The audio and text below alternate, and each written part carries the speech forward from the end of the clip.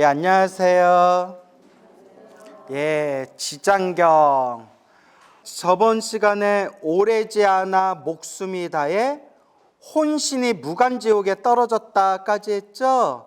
그래서 이제 혼신이라는 단어는 이제 중국식 한자 표현이고요. 불교에서는 영혼, 혼신, 이런 표현, 혼령, 이런 표현을 쓴다 안 쓴다? 예, 원래는 안 써요. 그래서 불교에서 쓰는 표현은 이제 한국 불교에서는 영가라는 단어를 쓰죠. 그렇죠. 그래서 저번 시간에 제가 여기 빈칸에다 베껴 쓰라고 했던 거 기억나시죠? 자, 생유, 사유, 본유, 중유. 그래서 태어나는 걸 뭐라고 한다? 생유라고 해요. 이런 것 좀 외워두시면 좋아요. 태어나는 건 생유, 죽는 것은 사유. 태어나서 죽을 때까지 살아가는 그 과정을 본유. 여기까지는 이해 가시죠? 지금 앉아있는 건 무슨 유예요? 본유가 되는 거죠. 그러니까 여러분 꽥 하고 죽으면 뭐가 되는 거예요? 사유. 그러니까 다시 태어나면 뭐가 되는 거예요? 생유. 그러면 죽어서 다시 태어날 때까지 그 중간 단계를 뭐라고 한다고 했어요? 중유. 다른 말로는 중음, 중음신. 우리 이제 영가라는 표현을 쓰죠. 정리되셨나요? 그래서 여러분, 우리 중생이 죽으면 중간 단계가 있을 수도 있고 없을 수도 있어요. 그래서 중간 단계가 있으면 그걸 뭐라고 부른다고 했어요? 중유, 중음인데 중간 단계가 없을 수도 있어요. 그 말은 사람이 죽어서, 중생이 죽어서 선업이 많으면 바로 좋은 곳에 태어난대요. 그래서 딱 죽자마자 눈 깜짝할 사이에 좋은 곳으로 바로 태어나고, 악업이 많으면, 무엇이 많으면? 악업. 나쁜 업보가 많으면 죽자마자 어디에 태어난다? 악한 곳에 태어난대요. 근데 여러분들 이제 불교 공부를 했으니까 이제 꼭 지옥이라고 딱 한정 짓지 말고, 불교는 악도라고 해요. 뭐라고요? 사막도. 사막도가 어디예요? 지옥, 악귀, 축생. 아시겠죠? 그러니까 지옥으로도 태어날 수 있고, 악귀로도 태어날 수 있고, 축생으로도 태어날 수 있고, 이걸 이 세 가지 지옥, 악귀, 축생을 묶어가지고 뭐라고 부른다? 사막도. 그래서 악도에 떨어진다. 알겠죠? 그래서 불교 공부를 열심히 안 하면 악도에 떨어진다 하면 다 지옥에 떨어진다 이렇게 생각해요. 근데 이제 경전 공부를 좀 깊이 하면 악도라는 게 지옥만 악도라고 하는 게 아니라 어디? 지옥, 악귀, 축생. 아시겠죠? 예. 그래서 지옥, 악귀, 축생, 사막도에 떨어지게 된다. 그래서 업이 애매하면 뭐하면? 내가 지은 업이 애매하면 중간 단계. 그래서 우리가 염라대왕을 만난다고 하죠. 중간 단계를 거치게 된다. 이렇게 이해하시면 돼요. 그러니까 사람이 죽은 뒤에 꼭 염라대왕을 만나는 건 아니에요. 알겠죠? 예, 내가 지은 업보 따라서 죽자마자 바로 좋은 곳에 태어나거나 바로 악한 세상에 떨어지거나, 아니면 업이 애매하면 무슨 단계? 중간 단계, 중요. 살아서 죽을 때까지 중간 단계를 거치게 된다. 이렇게 이해하시면 되겠습니다. 알겠습니까? 그리고 우리 불자라면 가장 최고의 길이 뭐냐? 죽을 때, 딱 숨 끊어질 때 누가 나 마중 나오시는 거예요? 염라대왕이? 예? 저승사자가? 예. 부처님이, 불보살님이 직접 마중 나오는 게 최고예요. 그러니까 얼마나 염불을 많이 해야 내가 숨 끊어질 때 아미타 부처님, 관세음보살님, 대세지보살님, 지장보살님이 나를 직접 마중 나오시려면 얼마나 내가 염불을 많이 해야 되겠어요. 그렇죠? 근데 여러분 이게 누군가를 비판하려고 누군가를 비방하려고 하는 얘기가 아니라 이제 나를 좀 살펴보자라는 그런 입장에서 하는 얘기인데, 절에 오래 다니고 살아생전에 기도 좀 많이 하고 절에 오래 다녔다는 사람들 중에서도 거의 대부분이 죽을 때가 되면 막 손발을 휘저으면서 죽어요. 그죠 여러분? 그래서 이런 말하면 너무 부끄러운데 이제 남을 비방하려고 하는 얘기가 아니에요. 우리가 이 무서움을 느끼고 정신 차리자라는 입장에서 하는 얘기예요. 여러분, 머리 깎은 스님들은 수행을 많이 하겠어요, 안 하겠어요? 많이 하시겠죠. 그냥 많이 한다고 합시다.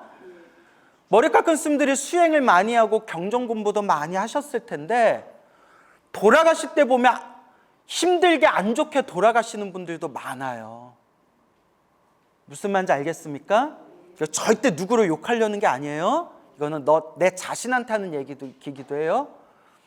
우리 큰 스님이라고 불렀던 분, 아니면 평생 절에서 사셨던 노스님들 중에서도 돌아가실 때 정신이 껌뻑 꺾여가지고 막 손발을 휘저으면서 헛소리 하다가 돌아가시는 분들도 있어요.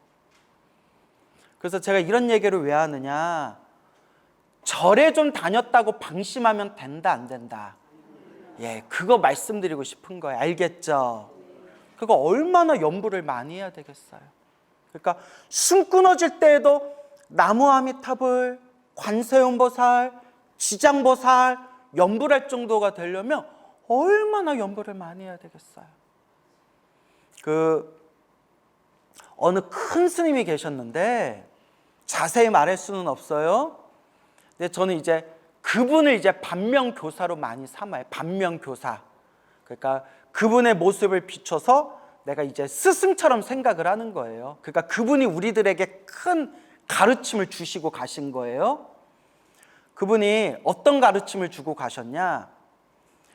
평생 그렇게 책을 많이 보시고 글도 많이 쓰시고 우리 한국 불교에서 최고 지식인 스님이라고 불렸던 분이에요. 그렇게 엄청 지식인 스님이라고 불렸던 엄청 그런 큰 스님이 계셨는데, 그분이 돌아가실 때 정신이 몇 번이나 깼다 꺼졌다 깼다 꺼졌다를 반복하면서 힘들게 이렇게 고생하다가 돌아가셨대요. 그러니까 이건 제가 절대 비방하려는 게 아니라 그걸 이제 우리가 반면교사, 스승으로 우리가 한번 생각해 보자는 거예요. 우리들에게 중요한 가르침을 주고 가신 스승이에요. 그러니까 어떤 가르침을 주셨냐? 머릿속에 든 지식 갖고 된다 안 된다? 안 된다는 거예요. 무슨 말인지 알겠어요?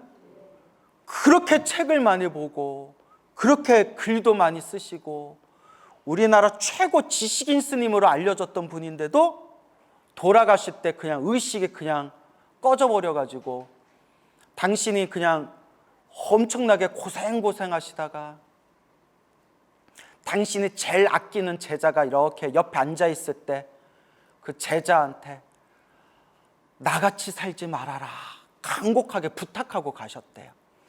당신이 죽음에 코앞에 딱 닥치니까 이제 당신 살림살이가 다 나오는 거예요.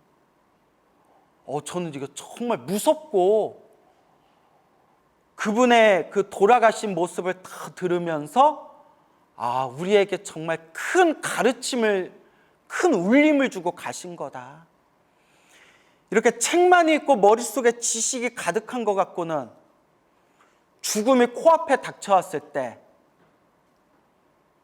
내 수행의 힘을 그 죽음 앞에서 제대로 발휘할 수 있다 없다? 없다는 거예요. 그래서 제가 늘 얘기하는 게, 죽으면서 정신이 또렷또렷하게 깨어있는 상태에서 죽으면서 뭐 할 정도는 돼야 된다? 연불할 정도는 돼야 된다. 말은 이렇게 하지만 쉽겠어요, 어렵겠어요? 어렵죠. 그러니까 지금 연불하셔라는 거예요. 지금 연불하시라는 거예요. 내일 하다가 나중에 이제 몸에 힘 다 빠져가지고 자리에 누워서 염라대왕이 부를 날 기다리고 있을 때는 연불을 하려고 해도 잘 안 된대요. 어른들이 그러는데 그럴 때 잘 안 된대. 왜 안 될까요? 평소에 맞아요. 습관이 안 들어가지고 몸에 힘이 빠지고 내 정신력이 무너진 상태에서 연불을 쥐어짜려고 하더라도 잘 안 되더래요. 지금 마음 같아서는 될 것 같죠? 저도 지금 마음 같아서는 죽음이 코앞에 닥쳐왔을 때 어이구 나 죽으려나 보다. 뭐 하면서 죽어야겠다? 연불하면서 죽어야겠다. 나무 아미타불 할 것 같거든요. 저도 나 죽으면서 연불하면서야 가겠지 이런 마음이 살짝 있어요. 그런데 방심하면 된다 안 된다. 이걸 전문 용어로 한 방에 훅 간다. 근데 이게 남 얘기가 아니에요. 누구 얘기예요? 예, 우리 얘기예요. 제가 이렇게 이제 간곡하게 말씀드리는 이유 알겠죠? 예, 연불해라. 연불이 습관이 돼야 된다. 알겠죠? 그래서 항상 그렇게 연불하시길 바랍니다. 자, 그래서 이 바람은 딸의 어머니는 온전한 믿음을 가지지 않았고 오래지 않아 목숨이 다해 혼신이 어디에 떨어졌다? 무간지옥에 떨어졌다. 아주 괴로운 무간지옥에 떨어졌다. 그래서 우리가 지옥이라고 하면 보통 예전에 이렇게 책마다 내용이 달라요. 경전마다 책마다 지옥에 대한 그런 어떤 지옥의 숫자에 대해서 책마다 좀 다른데 보통 8대 지옥이라는 표현이 많이 나와요. 무슨 지옥? 8가지 큰 지옥, 대표적인 8가지 지옥, 8대 지옥. 그러다 또 어떤 책에 보면 8열지옥과 파란지옥으로 또 나눠줘요. 8열지옥, 팔한지옥. 8열지옥은 뜨거운 8개 지옥이고요. 파란지옥은 차가운, 추운 8개 지옥 해서 모두 몇 개예요? 16개. 그래서 8열지옥, 파란지옥 이렇게 나누기도 하고요.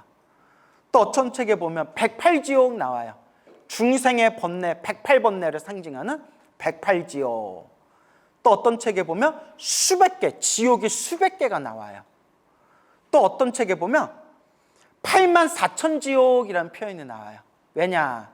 중생의 번뇌가 무슨 번뇌? 84,000번뇌가 있기 때문에 84,000번뇌 그 번뇌마다 84,000개 지옥이 또 있다는 거예요. 그런데 이제 부처님의 완전한 가르침을 설법하고 있는 부처님의 경전, 그 부처님의 경전을 해설하신 큰 스님들 해설서에 보면 그 지옥이라는 게 사실은 딱 지옥이라고 할 만한 고정된 실체가 있다 없다? 없다라고 했어요. 고정된 실체는 없다. 다만 누가 만든 업보가 내가 떨어질 지옥을 만드는 거다? 자기가 스스로가 살아생전에 만든 그 지독한 악업, 나쁜 업의 에너지에 의해서 내가 떨어질 지옥을 만드는 거래요. 그래서 막 화를 잘 내고 사람들한테 막 화를 내고 분노, 성냄이 강한 사람들은 스스로 펄펄 가마솥에 기름물이 펄펄 끓고 있는 화탕지옥을 만든다는 거예요. 알겠죠? 예.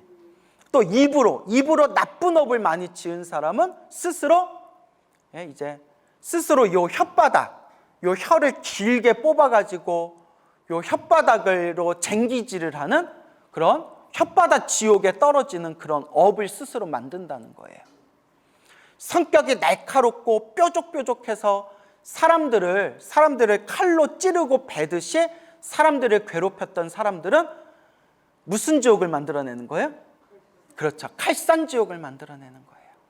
그래서 지옥이라는 게 딱 우리가 무슨 서울, 대전, 대구, 부산 이렇게 딱 고정된 형태의 그런 어떤 지옥이 있는 게 아니라 살아생전 누가 만든 업보에 의해서 자기가 떨어질 업을 만든다? 그 지옥에 떨어질 업을 스스로 만드는 것이다 라는 내용이 나와요. 알겠죠? 그래서 우리 중생들이 지옥에 떨어지는 걸 무섭게 여긴다면 나쁜 짓을 지을 수 있을까요? 없을까요? 없겠죠. 근데 아주 못되고 흉악한 짓을 저지르는 사람들은 무엇을 믿지 않아서 그래요? 그렇죠. 인과법, 이 지옥을 무서워하지 않아서 그래요. 근데 희한한 게 있어요. 제가 참 이렇게 책 볼 시간도 많지가 않은데 요새 역사서적을 많이 봐요. 역사책이나 시간 되면 이렇게 유튜브에서 역사 채널 같은 걸 많이 보는데, 왜냐하면 보고 싶은 게 너무 많은데 시간이 없으니까 그나마 짜투리 시간에 역사 채널을 보는 게, 일단 사람 살아가는 모습 있잖아요. 아, 옛날에 이런 일이 있었고 이런 사건이 있었고 중생들이 이렇게 살아왔구나. 근데 이 속에서 두 가지 마음이 생겨요. 불법을 믿지 않는 사람들은 삼국지 같은 거 보면, 삼국지 아시죠? 거기에 막 수많은 영웅 호글들이 나오잖아요. 그러면 불법을 믿지 않는 사람들은 그래, 어차피 태어난 인생, 한 번뿐인 인생 이렇게 한번 살아봐야 되는데, 이런 생각을 일으킬 수가 있어요. 그렇죠? 막 천하를 움켜쥐고 천하를 패권을 쥐기 위해서 막 온갖 막 모험을 하고 부딪히고, 인생 어차피 한방 도박 같은 인생 막 이렇게 살아가는 그런 걸 꿈꾸는 사람들이 있을 것이고, 정말 부처님의 법을 잘 닦는 사람이라면 삼국지 같은 걸 보면서 느끼는 게, 아, 참 덧없다. 이 천하의 주인이 되기 위해서 지지고 볶고 싸우고 살았지만 100년도 살더라 못 살더라. 100년도 못 살더라. 100년도 못 사는 인생. 어차피 이렇게 지지고 볶고 싸워도 100년도 못 사는 인생, 이렇게까지 남을 죽이고 남을 해치고 이렇게까지 살아야 되는가, 이런 덧없음, 무상함을 느끼게 되는 거예요. 그래서 저도 다 이렇게 역사 채널이나 역사책을 보면서 느끼는 게, 아, 인생 참 덧없다. 우리 역사 속에서 살아가는 우리 중생들의 모습을 보면 참 덧없구나.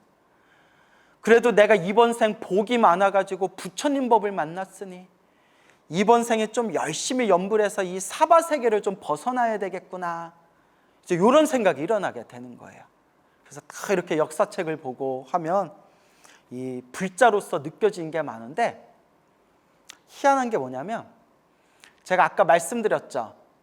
부처님의 불자라면, 그러니까 부처님의 인과법을 믿는 사람이라면 나쁜 짓을 할 수 있다 없다? 없다라고 했죠. 꼭 그런 게 아니에요. 여러분, 이방원이라고 아시죠? 이방원, 예? 태조 이성계 아들 이방원이, 그래서 여러분 뭐 드라마에도 많이 나왔지만 이방원이 자기 반대하는 반대파들 다 숙청해가지고 그 칼의 군주, 피의 왕이 됐잖아요. 그렇죠? 근데 왕이 됐는데 또 정치는 잘했다고 해요. 정치는 잘했지만 그 이방원의 일대기를 보면 정말 손에 피를 많이 묻혔어요. 손에 피를 많이 묻혔지만, 근데 또 정치는 잘했대요. 상당히 합리적인 현실주의자였고. 그렇지만 막 자기 아들 이제 세종, 미래의 세종이 될 자기 아들이 나중에 이제 자기가 죽고 나서 임금이 되었을 때 외척이라든가 혹은 공신들이 권력을 움켜잡고 자기네들이 마음대로 정치를 휘두를까 봐 딱 사람을 봐가면서, 조금이라도 이제 나의 아들이 왕이 됐을 때 조금이라도 이게 문제가 생길 것 같다라는 사람들은 이제 다 숙청하는데, 그 중에 야, 해도 너무하다 싶은 게, 첫째는 자기 부인의 동생들, 처남들, 민씨 가문이 완전히 그냥 쑥대밭을 만들었잖아요. 그렇죠? 드라마 안 보셨어요? 예, 전 뭐 드라마는 못 보고 책에서는 봤지만 뭐 드라마 볼 시간도 없어요, 저는. 그리고 두 번째, 야, 이거 진짜 해도 너무하다. 아무리 정치가 비정하지만 해도 너무하다 싶은 게, 며느리 친정 집안 심씨 가문, 며느리가 이제 심씨 가문이었거든요. 심씨 가문을 완전히 없는 죄를 뒤집어 씌워가지고 또 심씨 가문도 완전히 그냥 쑥대밭을 만들었잖아요. 이제 이런 사건이 있었는데, 중요한 게 뭐냐면 이방원은 불교를 싫어했어요, 여러분. 그건 알고 계셨나요? 예, 이방원은 불교를 되게 싫어했어요. 불교를 되게 싫어했어요. 그래서 이방원이 불교를 싫어했기 때문에 어차피 인과법도 안 믿고 윤회도 안 믿고 업이란 것도 안 믿는 사람이니까 눈앞에 보이는 현실주의자 입장에서 눈에 닥치는 대로 조금이라도 이제 이 왕의 권력에 누가 될 사람들은 다들 숙청했겠구나라고 생각해 볼 수 있겠지만 불교를 믿지 않았던 그 이방원의 손자 중에 수양대군이라고 있었어요. 그렇죠, 여러분. 수양대군이 나중에 또 뭐가 돼요? 세조가 되는데 또 엄청나게 사람을 죽였어요. 자기 조카 죽였죠. 조카 단종을 죽인 건 둘째치고 친형제까지 죽었어요. 친형제. 이것도 뭐 드라마 보고 다들 아시죠? 예. 그래서 옛날에 봤던 드라마 중에 그 한명회라는 드라마 있었죠. 이덕화가 주인공. 천하가 이 손 안에 있어야 뭐 그거 있었잖아요. 어렸을 때 봤던 기억이 나는데, 그래서 세조도 엄청나게 수양대군, 세조도 엄청나게 손에 피를 많이 묻혔는데 수양대군이었던 세조가 톡실한 불자였어요. 엄청난 불자였어요. 왕되기 전부터 불자였고, 그때 강경도감이라고 해가지고, 그러니까 우리 불자들 입장에서는 세조가 참 그래도 이렇게 뭔가 훌륭한 면도 있었지만, 그래서 세조가 했던 우리 불교사적인 업적 중에 하나가 그 어려운 한문으로 된 수많은 경전들을 훈민정음, 아버지 세종대왕이 만드신 훈민정음으로 경전을 한글로 번역을 하는 작업을 했어요. 그래서 뭐 아미타경, 법화경, 능엄경, 금강경 3가에 해가지고 심지어 법화경 같은 거는 직접 번역했어요. 세조가. 왕이 직접 번역했다니까요. 이렇게 수양대군 세조가 왕이 되기 전부터 톡실한 불자였는데도 경전이 직접 번역했을 정도니까 윤회도 알고 인과법도 알고 인연법도 알았을 텐데도 왕 되려고 뭐 했어요? 손에 피를 묻히고 형제도 죽이고 조카도 직접 죽인 건 아니겠지만 조카도 살해당하게끔 그것에 다 방조하고, 그래서 그런가 야사에 의하면 이제 그 단종의 생모가 꿈에 나타나가지고 어찌 내 아들을 그렇게 할 수 있단 말이냐 하고 세조 몸에다가 콱 태하고 가래침을 뱉었는데 하고 이제 침 맞고 딱 깼어요.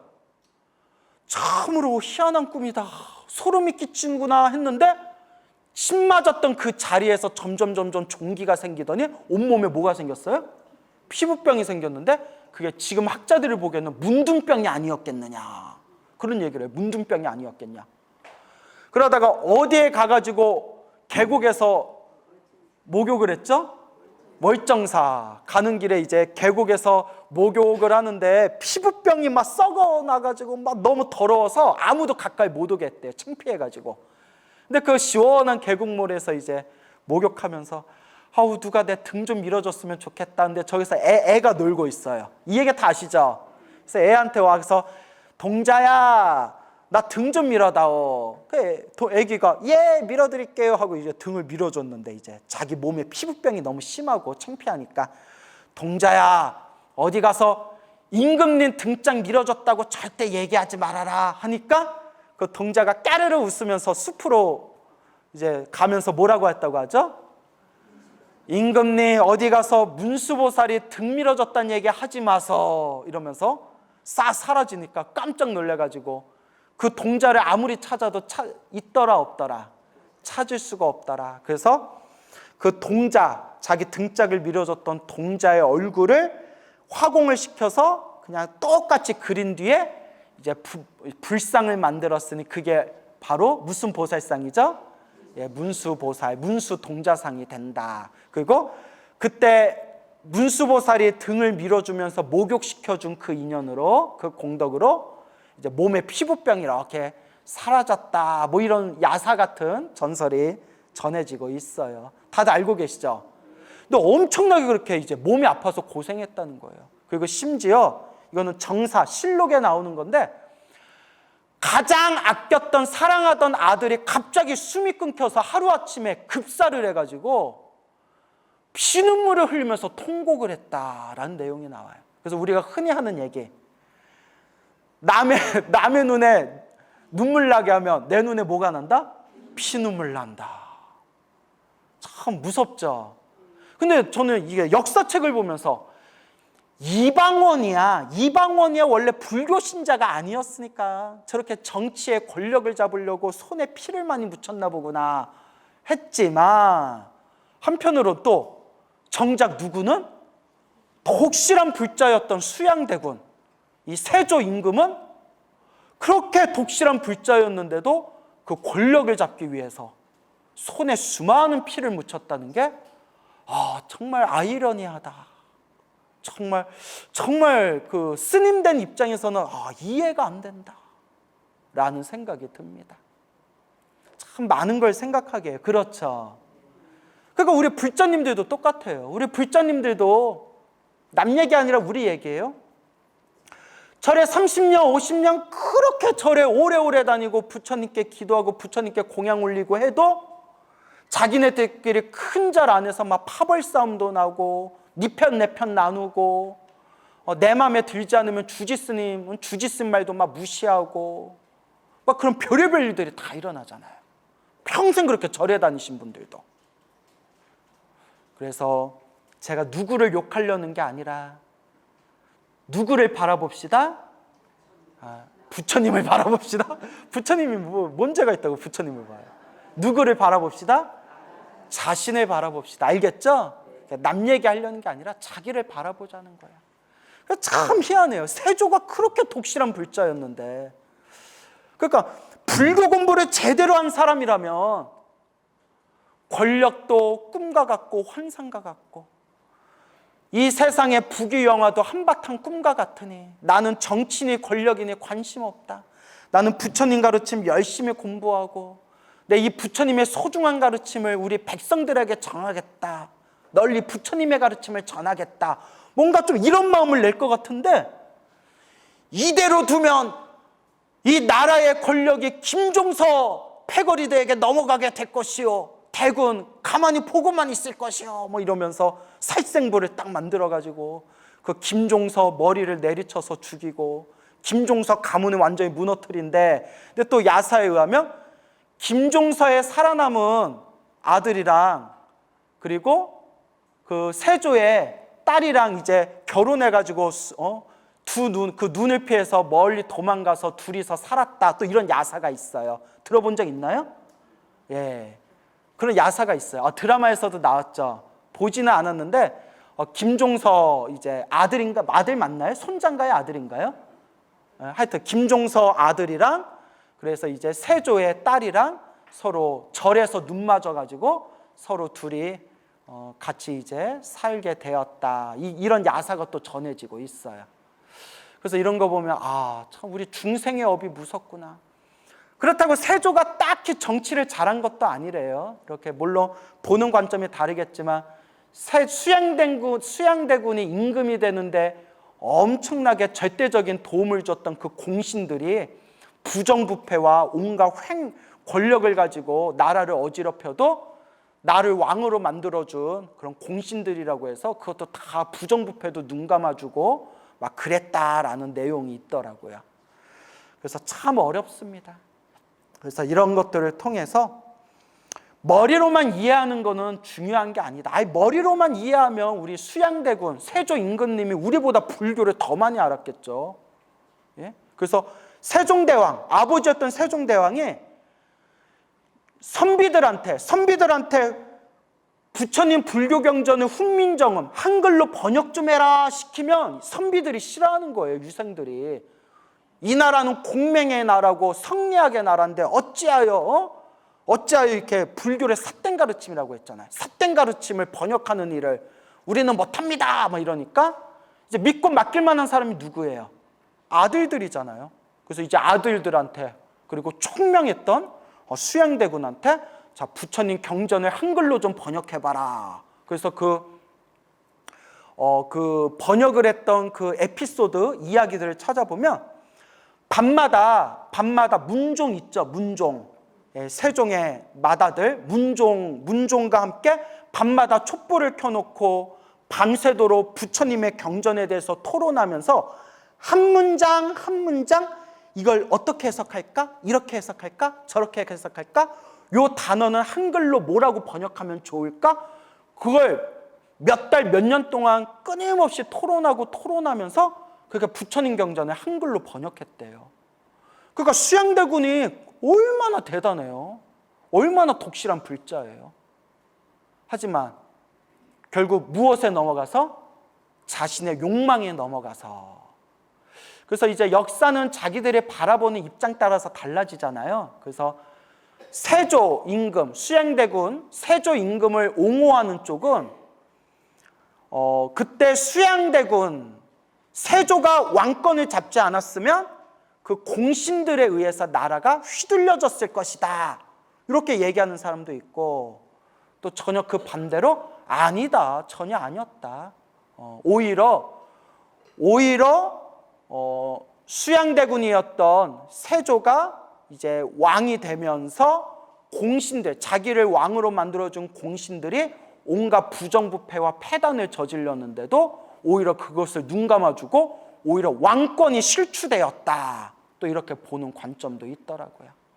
그래서 제가 얘기하고 싶은 거는 그래서 제가 요새 역사책을 많이 본다고 했잖아요. 그래서 이제 깊이는 못 보고 이런 일이 있었구나 이렇게 보다 보면 참 중생들 살아가는 모습이 참 우울하다라는 생각이 들더라고요. 뭐하다? 우울하다. 그놈의 부귀영화가 무엇이길래 아비가 아들을 죽이고 아들이 아버지 뒤통수를 치고 친형제끼리 칼을 들고 서로 사륙하고 어제의 동지가 오늘의 적이 되고 막 이런 모습들을 보면서 중생들 살아가는 모습이 너무나 우울하구나. 우울할 땐 또 뭐가 땡겨요? 울면. 짜증날 때는 짜장면. 짬짜라 짬짜 짬뽕 이렇게. 그래서 참 우리 중생 삶이 덧없어요. 그렇죠?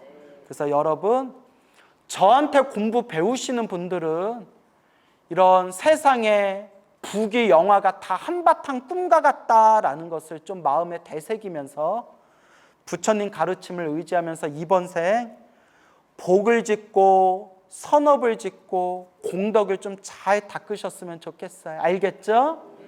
예, 다 한바탕 무엇이다?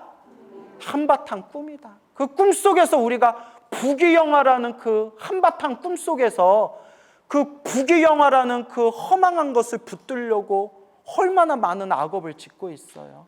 그러니까 인생을 열심히는 살되 돈도 많이 버시고 주변에 좋은 곳에 많이 쓰시고 또 누릴 게 있으면 또 열심히 기분 좋게 누리시되 하지만 결국은 이 모든 즐거움도 한바탕 무엇이다? 꿈이다. 이 꿈 속에서 이 꿈에서 완전히 벗어나는 영원한 행복의 길로 갈 수 있는 이 부처님의 가르침을 우리가 잘 닦아나갑시다라는 것을 여러분들이 마음에 명심하셨으면 좋겠어요. 알겠죠? 그래요. 자, 쭉 나가볼게요. 바라문의 딸은 어머니가 세상에 살아계실 때 인과를 믿지 않고 참 인과를 믿지 않고 악업을 일삼았으므로 인과를 믿지 않고 악업을 일삼았으므로 당연히 업에 따라 누가 지은 업이에요? 자기가 지은 업에 따라 악도에 떨어졌을 것으로 알고 그러니까 이게 딸이 봐도 우리 엄마가 좋은 데 태어났을 것 같아? 나쁜 데 태어났을 것 같아? 그래 나쁜 데 태어났을 것 같아 라고 이제 아는 거죠. 집을 팔아 뭐까지 팔았어요? 집까지 팔았어요. 네? 집이 많나 봐. 집을 팔아 좋은 향과 꽃 등의 공약물을 구입하여 그러니까 우리가 부처님께 공양 올릴 때 향화청이라고 해요. 뭐라고 해요? 향화청. 청은 청하옵니다. 무엇으로 청하옵니다? 향화잖아요. 따라해 보세요. 향과 꽃으로, 예, 향과 꽃으로 청하옵니다. 그게 향화청이에요. 향과 꽃으로 청하옵니다. 향화청. 불교에서 부처님께 공양 올릴 때 향과 꽃으로 공양물을 구입하여. 근데 여기서 향이 무슨 향이라고 돼 있어요? 좋은 향. 그래서 요새 우리 한국 불교의 문제가 뭐냐면 옛날에 올렸던 향은 정말 천연 재료로 만든 소위 말하는 유기농. 무슨 농? 유기농. 유기농 천연 재료로 만든 고급 향이었어요. 아무리 피워도 몸에 해가 안 가요. 오히려 머리가 맑아지고. 예? 그런데 지금 우리가 쓰고 있는 좀 값싼 싸구려 향들은 다 무슨 향이에요? 화학 제품으로 만든 화학 향이에요. 화학 제품으로 만든 이 싸구려 향은 오래 피고 자주 냄새 맡으면 어떻게 된다? 폐가 상한대요. 그래서 이게 맞는 얘기인지는 모르겠는데 신성일 씨가 폐암 걸린 거 아셨죠? 몇 년 전에 세상 떠나셨잖아요. 그래서 저는 제가 본 건 아니고 인터넷에서 봤는데 신성일 씨가 무슨 아침 프로그램에 나와서 자기가 폐암 걸린 게 어머니 돌아가시고 난 뒤에 어머니 영정사진을 방에다 모시고 시간 날 때마다 어머니 사진에다 향을 피웠더니 너무 향 냄새를 많이 맡아서 이 폐가 나빠져서 폐암 걸린 것 같다, 뭐 이런 얘기를 했더래요. 근데 뭐 꼭 과학적 근거가 있는 얘기는 아니겠지만 그런 싸구려 향은 어디에 안 좋다? 몸에 안 좋아요. 근데 우리 불자님들 보면 좀 되게 서운한 게 뭐냐면 스님들이 이렇게 법당에 들어가서 기도하려고 보통 한 번 기도하면 1시간, 2시간 이렇게 기도하잖아요. 스님이 앞에서 기도하고 있는데 계속 향을 막 3개, 5개, 10개씩 계속 향을 피워요. 그래서 옛날 스님들 중에서는 기도하다가 이렇게 기관지 상하신 스님들이 많아요. 이런 거 보면 불자님들도 되게 이기적인 거예요. 스님들이 막 이렇게 강의하고 법문하고 이렇게 목탁치고 기도하고 있으면 그러면 스님이 나간 뒤에 향을 피우든가, 스님이 딱 기도하고 있는데 앞에다 향 피우고, 꺼질만 하면 또 향 피우고, 꺼질만 하면 또 향 피우고. 그러니까 기도하는 스님은 죽든지 말든지 나는 내 향 피겠다, 이러면 돼요, 안 돼요? 그래서 이제 언젠가부터 이제 우리 법당에서 향 못 피우게 하죠. 그게 맞아요. 한두 개도 아니고 신도들이 다 향 피우다 보면 건강에 많이 안 좋아요. 아시겠죠? 예, 그래서 여기서 좋은 향이라고 나오죠. 무슨 향? 좋은 향. 향과 무엇으로? 꽃으로. 향과 꽃으로 청하옵니다. 무슨 청? 향화청. 집을 팔아 좋은 향과 꽃 등의 공양물을 구입하여 각 화, 정, 자제왕, 열애의 탑이 있는 절에 가서 크게 공양을 올렸느니라. 앞에 보면 각화, 정, 자제왕, 열애가 열반에 드셨다라고 나오죠. 각화, 정, 자제왕, 열애가 열반에 드셨으니 무슨 탑이 있는 절에 가서? 아니 각화, 정, 자제왕, 열애 탑인데 무슨 탑?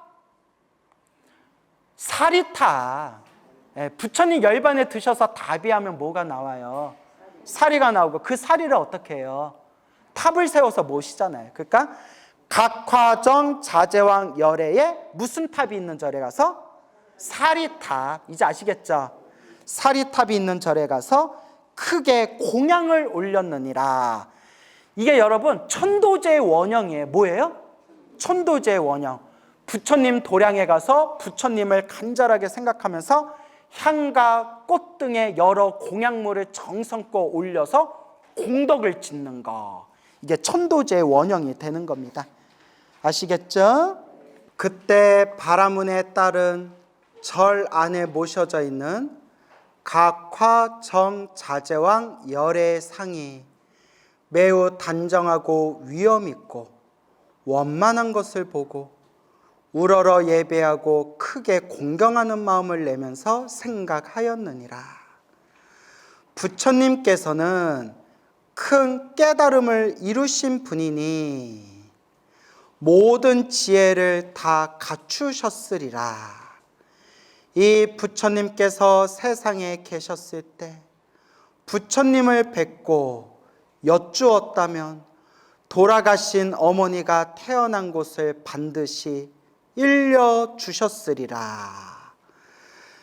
부처님이 살아계실 때 저희 어머니가 어디로 가셨을까요? 여쭤보면 일러주셨을 텐데 지금 각화정 자제왕 열애가 뭐 하셨어요? 열반에 드시고 지금 뵐 수가 있어요? 없어요? 뵐 수가 없어요. 그래서 읽어볼게요. 그리고는 부처님을 우러러보고 울면서 기도를 하고 있을 때 호련히 공중에서 소리가 들려왔느니라. 울고 있는 성녀여, 성, 거룩할 성. 그러니까 그냥 평범한 아낙네가 아니에요, 여러분. 제가 여기 예전에 지장경 이렇게 처음 읽었을 때 아니 부처님을 우러러보고 울면서 기도를 하고 있는데 호련히 공중에서 소리가 들려왔다. 아니 뭐가 이렇게 쉽게 들려 했는데 이미 뒤에 우리 답이 나오죠. 자, 15페이지로 가보면 제가 읽어드릴게요. 한 바라문의 딸이 있었으니 그녀는 과거 여러 생 동안 깊고 두터운 복을 심었기에 사람들로부터 흠모와 존경을 받았으며 어느 곳을 가거나 머물거나 앉거나 눕거나 누가 그녀를 지켜줬다? 천신들이 그녀를 지켜줬다. 그러니까 전생부터 모한 분이다? 많이 닦은 분이에요. 그래서 여기서도 울고 있는 무슨 여요? 성녀여. 성자가 무슨 성자? 거룩할 성. 그러니까 하늘에서 성녀여, 거룩한 여인이여, 거룩한 여인이여 라고 하늘에서 소리가 들릴 정도로 전생부터 많이 닦은 분이에요. 누구의 전생이에요? 지장보살님의 전생. 그래서 수없는 과거부터 이미 닦았던 사람이에요. 알겠죠? 예. 그래서 울고 있는 성녀여, 거룩한 여인이여, 너무 슬퍼하지 말라. 내 이제 어머니가 간 곳을 일러주리라. 공중에서 이제 이런 소리가 들리니까 이에 바라문의 딸은 공중을 향하여 합장하고 아뢰었느니라. 그 어떤 신묘로운, 신기하고 묘한 신묘로운 덕을 갖추신 분이기에 저의 근심을 너그러이 풀어주시옵니까? 어머니를 잃은 뒤 밤낮으로 생각해 보았으나 어머니가 가신 곳을 물을 데가 없었나이다. 누구시길래, 어떤 분이시길래 저의 근심을 풀어주십니까? 이제 이렇게 여쭤보는 거죠. 그렇죠. 그때 공중에서 또 소리가 들려왔느니라. 나는 정성을 다하여 올린 너의 절을 받은 과거의 부처님 각화정자제왕 열애니라. 네가 어머니를 생각하고 사랑하는 마음이 다른 사람들보다 몇 배나 더하기에 특별히 와서 일러주노라. 그래서 여기에 이분이 공중에서 목소리를 들려주신 분이 누구라고요? 각화정 자제왕 열애. 그래서 여러분 저번 시간에 말씀드렸는데 우리가 열반, 모든 번뇌망상이 사라진 깨달음의 세계를 열반이라고 한다고 했죠. 그래서 우리가 죽은 뒤에, 그러니까 깨달은 자가 죽은 뒤에 무여열반, 완전한 열반의 세계에 들어가면, 근데 여러분 이제 불교 교리를 깊이, 아주 깊이 들어가면 열반에 들어간다, 뭐 안 들어간다, 그러니까 간다 온다 라는 말 자체가 모순이에요. 깨달음의 눈으로 보면. 그래서 반야심경에 보면 불생불멸, 불구부정, 부중불감이라는 표현 나오죠. 나지도 않고 멸하지도 않으며 더럽지도 않고 깨끗하지도 않으며 늘지도 않고 줄지도 않는다. 근데 이제 이런 거 이제 설명하면 우린 진도는 영원히 이제 사라지는 거예요. 예? 근데 이건 굉장히 깊은 그런 수준이라서 제가 여러분들 절대 무시하는 게 아니라 아직은 요거 설명할 때는 아닌 것 같아요. 예? 그래서 절대 여러분들 무시하는 건 아니고 이거는 너무 이제 또 깊이 들어가야 돼요. 요건 이제 공사상이거든요. 공사상. 그러니까 공사상 깨달음의 눈으로 보면 열반에 들어간다 나온다라는 말 자체가 맞다 안 맞다. 그래서 이거 보면 오고감이 없어요. 오고감이 없어요. 우리 중생 입장에서 봤을 때는 간다 온다 늘어났다 줄어들었다 더럽다 깨끗하다 하지 깨달음의 눈으로 보면 오고감이 없어요. 그러니까 깨달음의 세계인 열반도 사실 열반에 드셨습니다, 열반에 들어가셨습니다 라는 표현이 깨달음의 눈으로 보면 맞다 안 맞다? 안 맞아요. 근데 왜 안 맞아요 하면 이제 이야기가 엄청 길어지는 거예요. 다만 깨달음의 세계에 들어갔다, 열반에 들어가셨다라는 표현은 그냥 누구 눈높이에 맞춰서 한 얘기예요? 그렇죠. 중생들 눈높이에 맞춰서 열반에 들어가셨다라고 표현하는 거예요. 근데 중요한 거 이것만 기억하세요. 깨달음의 눈으로 보면 오고감이 있다 없다? 오고감이 없어요. 그게 반야심경에 나오고 금강경에 나오잖아요. 오고감이 없어요 원래는. 다만 그러면 너무 내용이 깊어지고 어려워지니까 일단 중생들 눈높이에 맞춰서 어디에 들어가셨다? 열반에 들어가셨다. 그래서 열반이라는 번뇌망상이 사라진 깨달음 세계에 들어가면 중요한 게 뭐냐면 소승불교에서는 부처님이 열반에 들어가시면 이제 활동하지 않는데요. 그래서 활동하지를 않아요. 왜냐면 여러분 불이 꺼지면 다시 꺼진 자리에 종이를 놓으면 타야 안 타요? 안 타잖아요.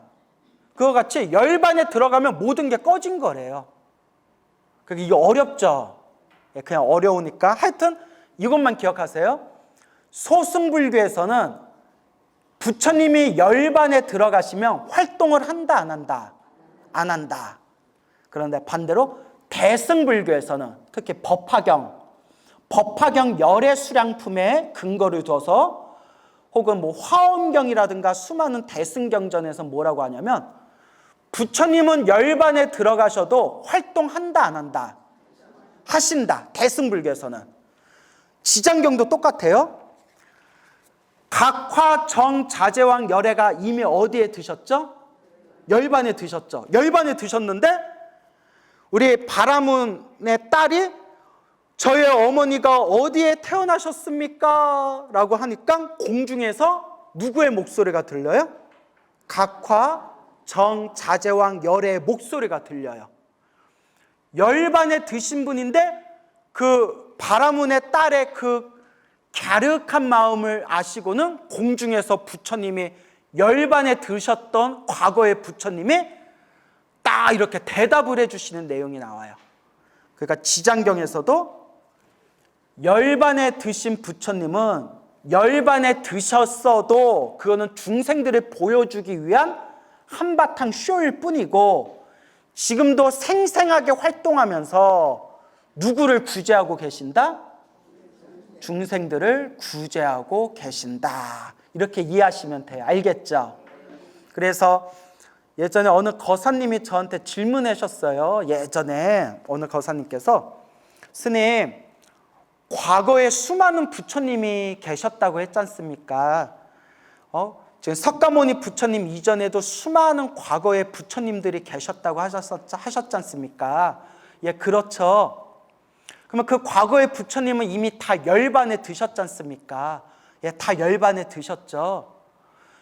열반에 드신 과거 부처님의 이름을 불러도 가피를 받을 수 있습니까? 공덕을 얻을 수 있습니까? 될까요, 안 될까요? 되죠. 과거에 수많은 부처님이 열반에 드셨어도 대승불교 입장에서는 열반에 드신 부처님도 지금 뭘 하고 계시다? 중생을 제도하기 위해서 활동하고 계신다. 다만 누가 못 볼 뿐이다. 그렇죠. 중생들이 못 보고 있는 거래. 지금도 활동하고 계신데 중생들이 못 보고 있대요. 여러분 지금 부처님 활동하고 계신 거 보여요 안 보여요? 저 지나가는 거 보여요 안 보여요? 부처님 보여요 안 보여요? 이제 이쯤 되면 이제 치료 받아야 돼요, 여러분. 예? 근데 여러분 너무 자주 보여도 안 돼요. 가끔 어디 유명한 기도도량의 법문 가면 어느 눈빛이 이상하신 노보살님이 옆에 와서 자기는 기도할 때마다 부처님이 보이고 관세음보살님이 보이고 지장보살님이 둥둥 떠다니는 게 보인대요. 그러니까 자꾸 보이면 돼요, 안 돼요? 그러니까 자꾸 보여도 그거 골치 아픈 거예요. 자, 일단 그래서 여러분 분명히 지금도 활동하고 계신다. 대표적인 게 어느 경에 무슨 품에 근거를 두고 있다? 법화경 무슨 품? 열애수량품. 저는 이런 것 좀 외워두셨으면 좋겠어요. 알겠죠? 예. 했던 얘기 또 하고 했던 얘기 또 하고. 우리 불자님들은 마음이 순수하셔서 했던 얘기 또 해도 항상 마음이 새롭고 했던 얘기 또 해도 마음이 새롭고. 근데 이제 좀 외울 건 외우세요. 예. 자, 이쯤 되면 이제 외울 법도 한데. 자, 하도 말을 많이 해서. 근데 여러분 확실히 우리 법사 스님들이 항상 하시는 얘기인데 혼자 공부하는 것보다 강의하고 법문할 때 공부가 더 깊이 되는 것 같아요. 그죠, 여러분? 그래서 우리 혼자 공부할 때는 그냥 나 혼자 대충 나 혼자 이해하고 넘어가거든요. 근데 남에게 강의해야 될 때는 설명을 해야 되기 때문에 한 번이라도 더 보고 꼼꼼하게 보고 어려운 내용을 보면 내가 강의해야 되니까 어떻게 얘기해야 쉽게 설명할 수 있을까? 어떻게 얘기해야 쉽게 설명할 수 있을까를 계속 고민하게 되는데 남에게 쉽게 설명할 수 있을 정도가 된다는 것은 내가 그만큼 뭐 했다는 걸까요? 그만큼 내가 깊이 이해했다는 뜻이죠. 그렇죠, 여러분? 예. 그래서 중요한 거는 이제 자꾸 공부하는 수밖에 없어요. 자, 계속 읽어볼게요. 나는 정성을 다하여 올린 너의 절을 받은 과거의 부처님 각화 정자재왕 열애니라. 네가 어머니를 생각하고 사랑하는 마음이 다른 사람들보다 몇 배나 더하게 특별히 와서 일러주노라 라고 나오죠. 그러니까 참 효심이 깊어요. 그래서 아까도 역사 이야기를 했는데 여러분 세종대왕이 처음에는 그렇게 불심이 깊지를 않았대요. 세종대왕이 그렇게 불심이 깊지가 않았는데 그래서 이제 세 분의 왕자님이 있었잖아요. 첫째가 양녕대군, 그렇죠. 둘째가 누구죠? 효령대군. 셋째가 충녕대군. 그래서 양녕대군은 역사적으로 봤을 때 거의 양아치 수준이었고요. 날건달.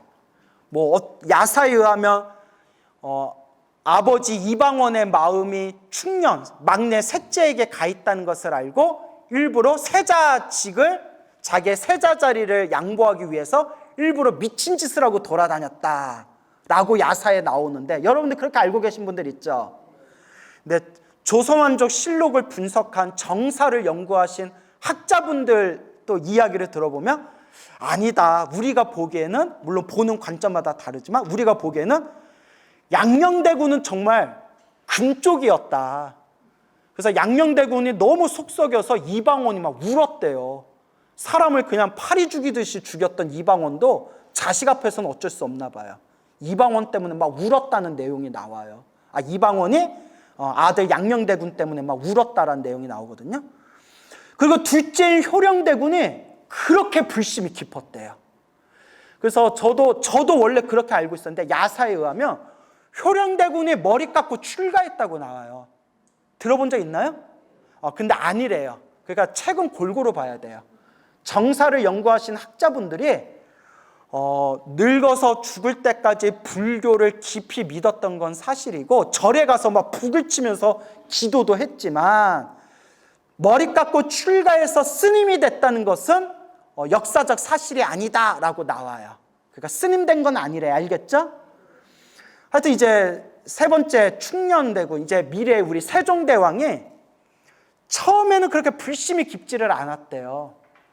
그런데 효심이 지극했는데 어머니가 큰 병에 걸렸대요. 어머니가 큰 병에 걸렸을 때 어머니 살려보겠다고 이제 그 어머니를 큰 병에 걸렸을 때 스님들을 궁에 모셔가지고 기도를 올렸대요.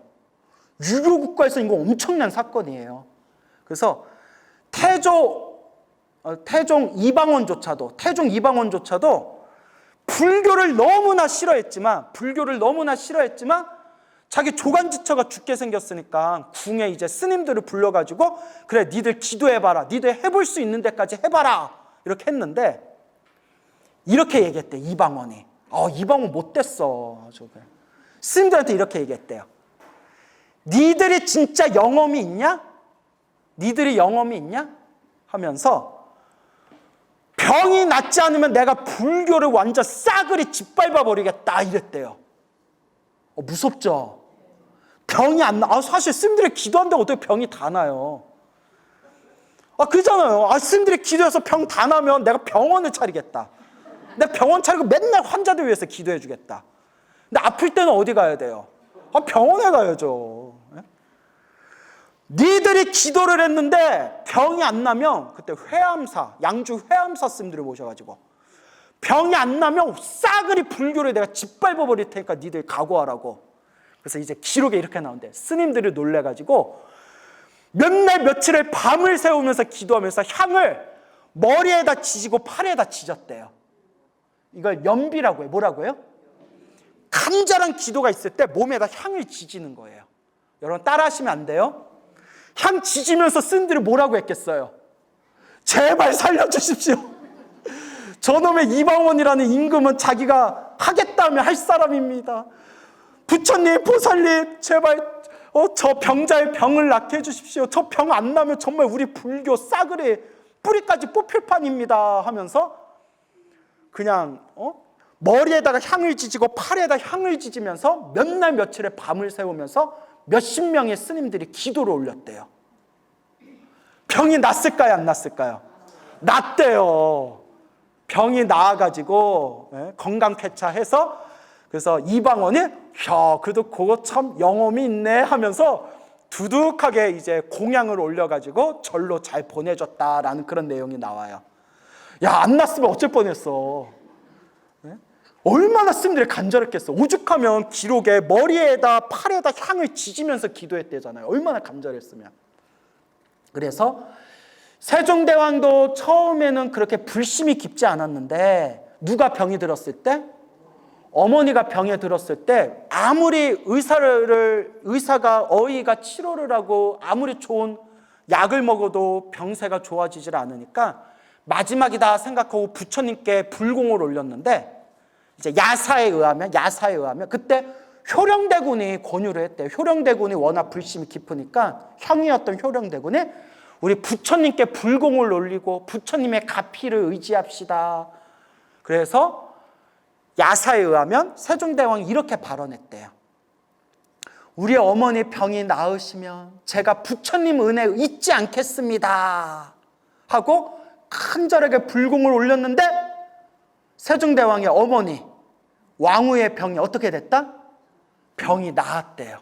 그때부터 부처님 가피가 정말 있나 보구나 해가지고 그때부터 세종대왕이 이제 불자가 되었다라는 그런 유명한 일화가 있습니다. 아시겠죠?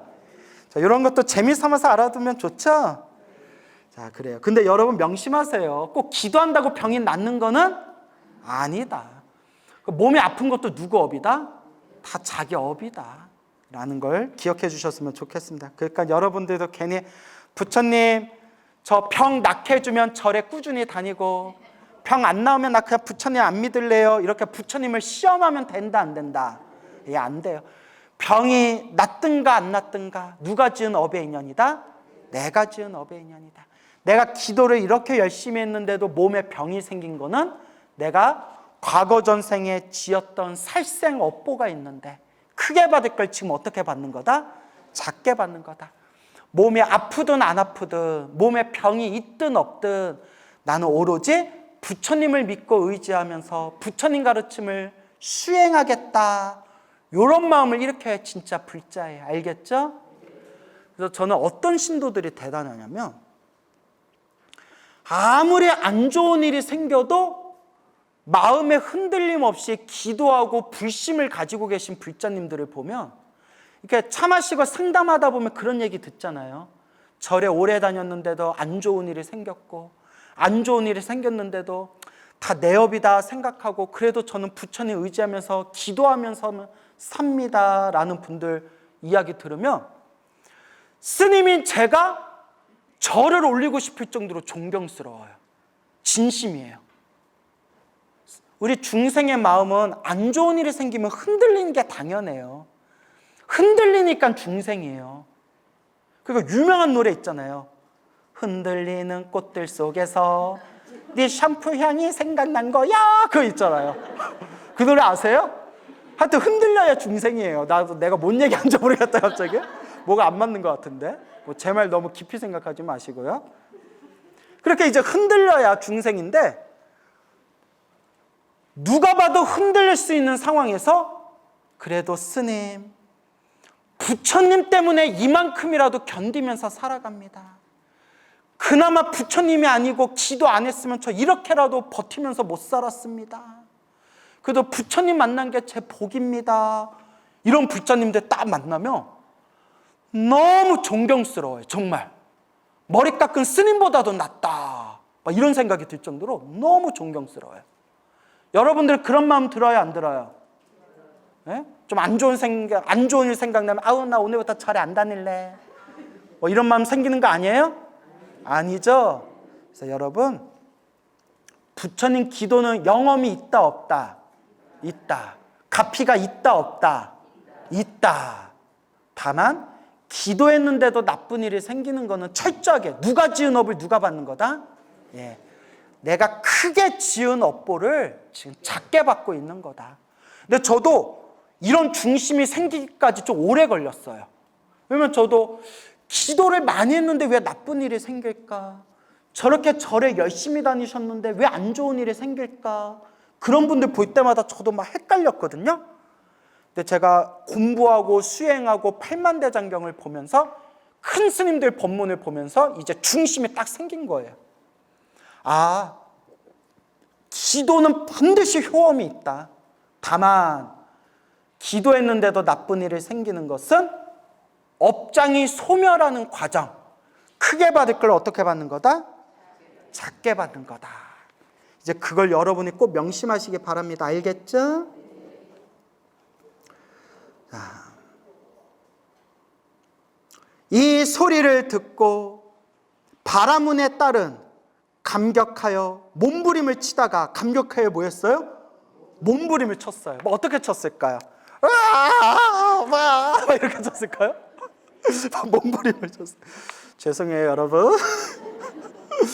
얼마나 감격스러웠으면 몸부림을 쳤겠어요. 이 소리를 듣고 바라문에 따른 감격하여 몸부림을 치다가 얼마나 몸부림을 쳤으면 뭐래요? 팔다리가 성한 데 없이 모두 다쳐 쓰러졌고. 여러분 법당에서 기도하다가 아무리 환희심이 나도 법당에서 대웅전에서 몸부림치면 돼요 안 돼요? 스님 옆에서 기도하고 있는데 막 기도하다가 너무 기쁘고 즐겁고 환희로워서 갑자기 으아 막 이렇게 법당에서 그러면 큰일 나요. 알겠죠? 예. 근데 여기서 보면 근데 이게 제가 보기에는 지장경이 중생들 눈높이에 맞춰서 이야기를 짜임새 있게 만들었어요. 그래서 약간 제가 보기에는 연극적 약간 소설 같은 그런 맛도 좀 가미한 것 같아요. 그래서 그냥 여기서 말하고자 하는 의도가 무엇인가 그걸 이해하는 게 중요해요. 알겠죠?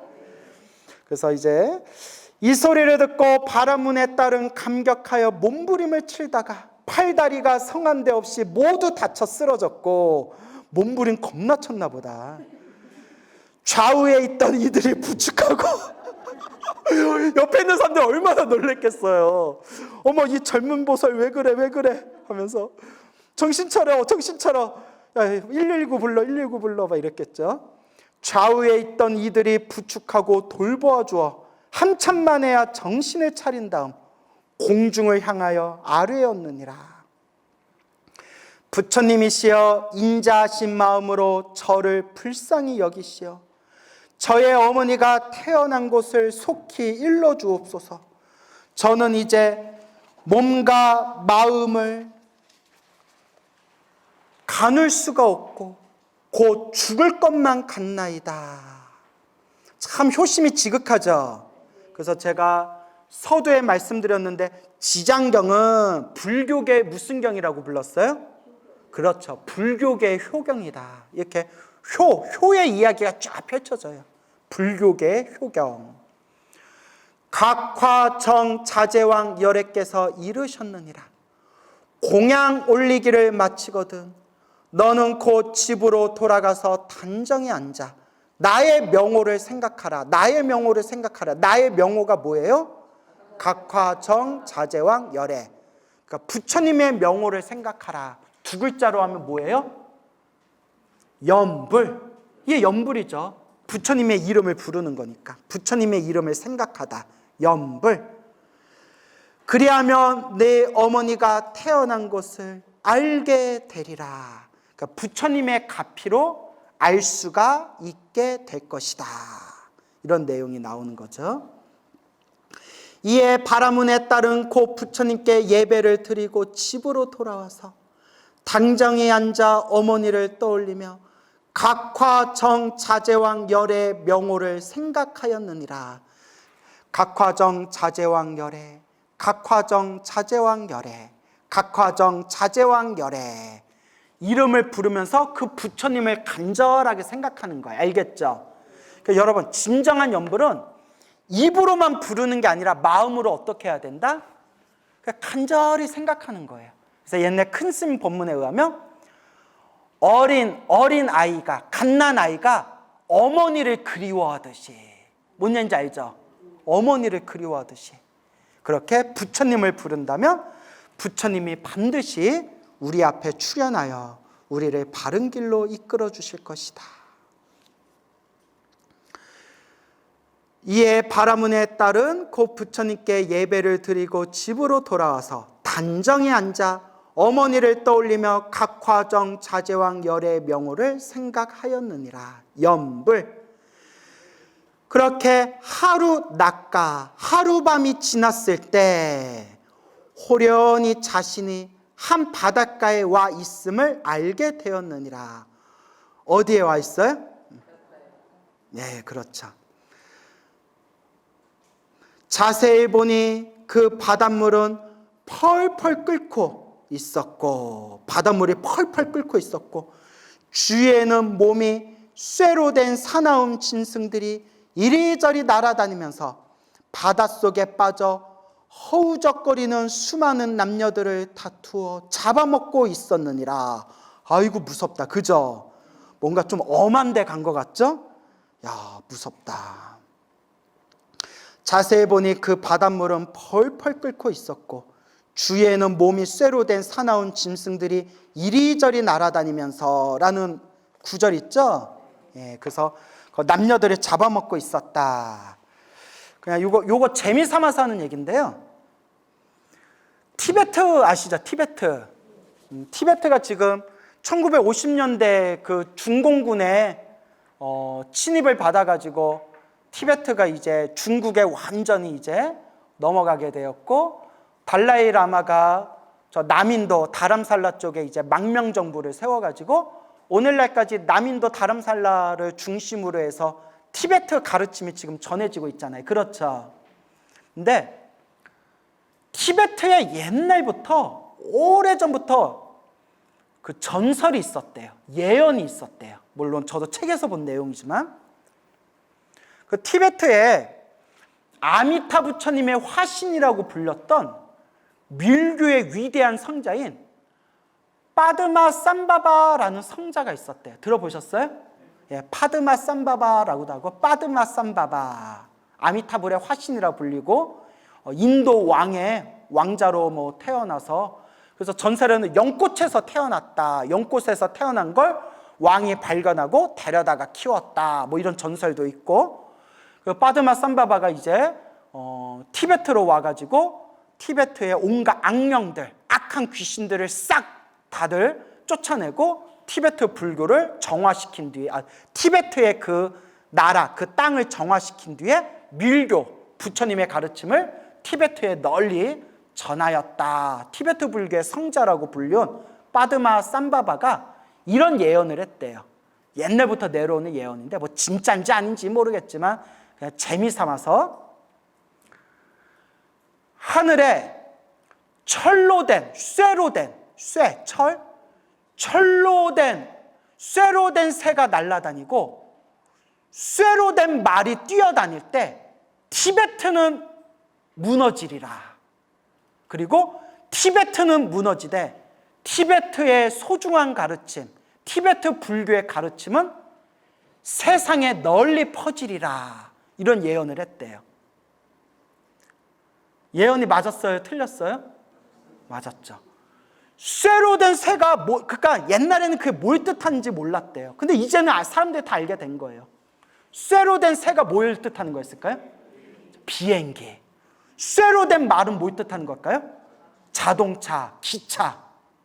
그러니까 정말 하늘에 쇠로 된 새, 비행기가 날아다니고 쇠로 된 말, 자동차와 기차가 이제 나오게 되었을 때 결국 티베트는 정말 어떻게 됐어요?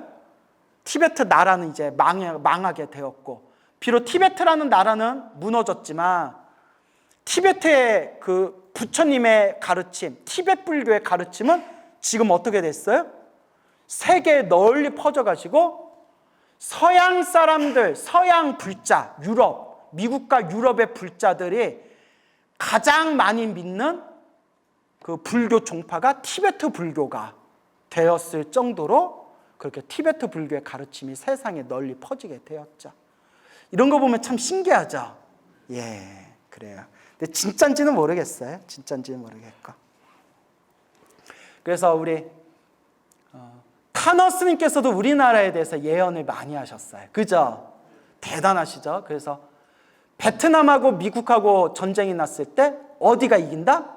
베트남이 이긴다. 그때 사람들이 다, 그러니까 언제부터 6.25 전쟁을 예언하셨고, 어떻게 예언하셨냐면 법당에 그날따라 법당에 이렇게 개미들이 흙을 쌓아놓고, 길게 이제 흙을 쌓아놓고, 개미들이 그 흙을 막 왔다 갔다 서로 건너더래요.